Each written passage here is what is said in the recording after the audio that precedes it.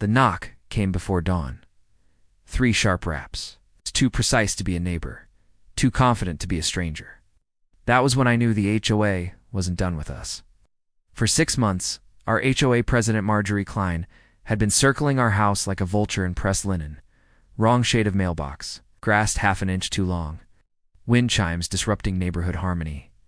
Every violation came with a fine. Every fine came with a smile that never reached her eyes. My husband, Daniel, is not dramatic. He's an engineer.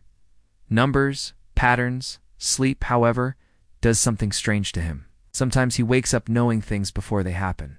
Echoes. They're never poetic, just accurate. That morning he sat straight up in bed and said they're taking the house.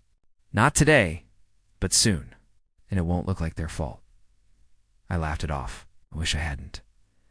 At 9:17 a.m., an email arrived. Urgent HOA board decision. At 11:42, a tow truck idled outside our driveway. At 2:06 p.m., a city inspector knocked, clipboard already marked. Everything felt coordinated, too smooth, like dominoes placed weeks ago. Daniel grew quieter as the day went on. Around dinner, he finally said, "I saw Marjorie standing in front of a room full of people, smiling, and I saw you crying. But not because we lost." That didn't make sense until the HOA meeting. Marjorie stood at the podium, playing the hero.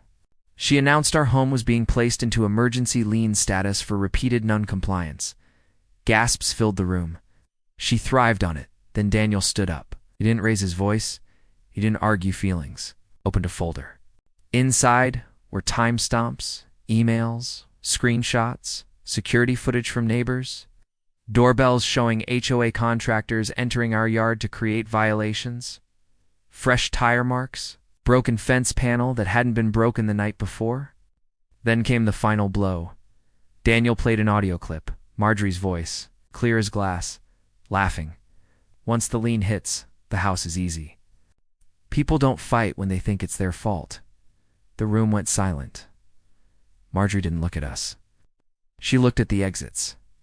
The board voted on the spot. Emergency removal, investigation, legal review. The lien dissolved before the meeting ended. As we walked out, Daniel squeezed my hand. The echo changed, he said. I didn't see us losing the house anymore. That night I realized something. HOA Karens don't fear anger. They fear records. Fear quiet people who watch, wait, and remember.